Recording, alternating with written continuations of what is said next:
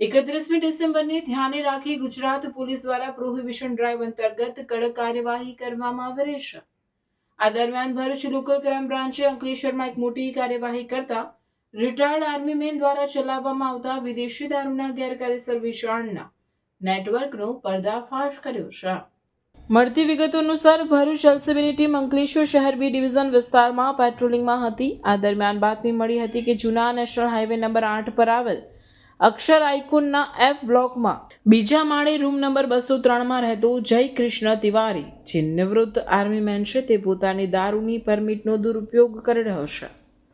તે પોતે પરમિટ પર મેળવેલી વિદેશી દારૂની બોટલો પોતાના મકાનમાં રાખીને તેનું ગેરકાયદેસર રીતે વેચાણ કરે છે.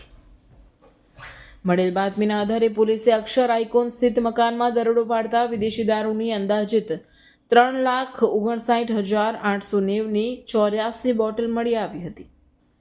પોલીસે દરોડા દરમિયાન મળી આવેલો દારૂનો જથ્થો જપ્ત કરી આરોપી જય કૃષ્ણ તિવારીને વોન્ટેડ જાહેર કરી ઝડપી પાડવાની કાર્યવાહી હાથ ધરી. આ મામલે અંકલેશ્વર શહેર બી ડિવિઝન પોલીસ સ્ટેશનમાં પ્રોહિબિશન એક્ટ હેઠળ ગુનો નોંધી આગળની તપાસ હાથ ધરવામાં આવી છે.